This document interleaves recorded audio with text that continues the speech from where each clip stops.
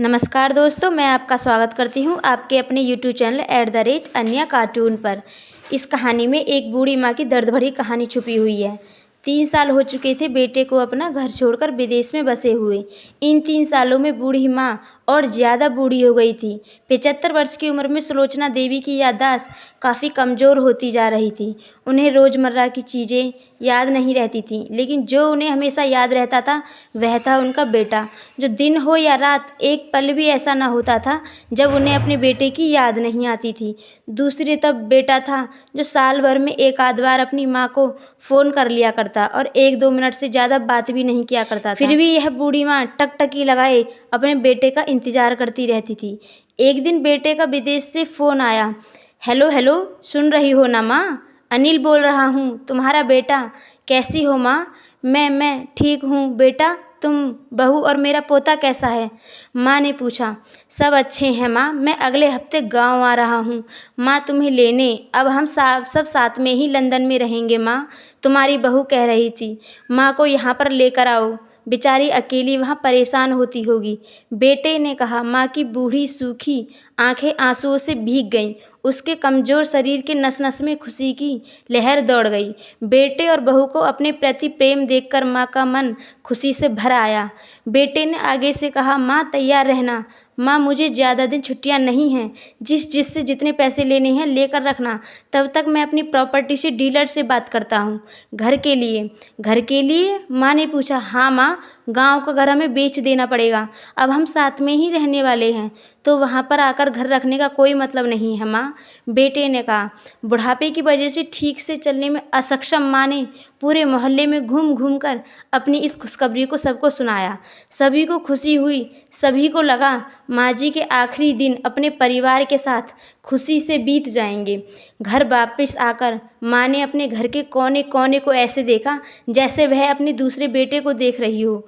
देखे भी क्यों ना, उस घर को अपने बेटे से कम थोड़ी समझा था। अपने पति के साथ 40 साल यहीं तो बिताए थे, लेकिन अब मजबूर थी। बुढ़ापे के आखिरी साल बेटे और बहू के साथ बिताना चाहती थी। दिल पर पत्थर रखकर घर बेचने के लिए माँ तैयार हो गई।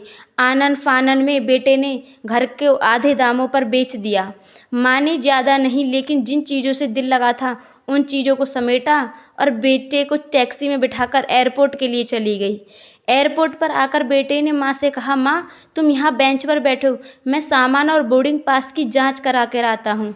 वहाँ वक्त लगता है और खड़ा रहना पड़ता है, तुम्हें तकलीफ़ होगी, तुम यहीं आराम करो। मैं यूँ गया और यूँ आया। माँ बेंच पर बैठ गई और बेटा अंदर चला गया। काफ़ी समय हो गया, बेटा वापस नहीं लौटा। माँ सोचने लगी ज़्यादा भीड़ होगी इसलिए देर लग रही होगी। अंधेरा होने को आया। अब तो लोगों की चहलकदमी भी कम होने लगी। माँ को अब चिंता होने लगी। एक कर्मचारी ने आकर पूछा, किससे मिलना है आपको? माँ जी यहाँ पर क्यों बैठी हुई हैं? डरती हुई आवाज़ में सुलोचना देवी बोली, मैं, मेरा बेटा अंदर सामान की जांच कराने गया है, हम लंदन जा रहे हैं। क्या नाम है माँ जी आपके बेटे का? कर्मचारी ने पूछा। अनिल नाम है मेरे बेटे का, सुलोचना देवी ने बताया। कर्मचारी अंदर गया और थोड़ी देर बाद बाहर लौटा। उसने सुलोचना देवी से कहा, माँ जी लंदन जाने वाली फ़्लाइट तो दोपहर में ही जा चुकी है और आपका बेटा भी उसी फ़्लाइट में बैठकर लंदन जा चुका है। अब आपके यहाँ बैठने का कोई मतलब नहीं है, आप भी अपने घर चली जाइए। क्या जा चुका है और मैं घर जाऊँ? घर? माँ की आंखों से आंसुओं के सैलाब उठने लगे। जैसे तैसे माँ घर पहुँची। जो अब उसका था ही नहीं, बिक चुका था। वो वहीं बरामदे में तुलसी के पास सो गई। घर के नए मालिक को उस पर दया आई तो एक कमरा किराए से उसको दे दिया। पेंशन के पैसों से खाना और किराए का बंदोबस्त हो जाता था। दिन बीतने लगे। कुछ दिनों बाद घर के नए मालिक ने सुलोचना देवी से कहा, माँ जी आप अपने रिश्तेदारों के यहाँ पर जाकर क्यों नहीं रहती? इस उम्र में आपके लिए वही अच्छा होगा। अच्छा तो होगा, लेकिन अगर मेरा बेटा वापस आया तो उसका ख्याल कौन रखेगा?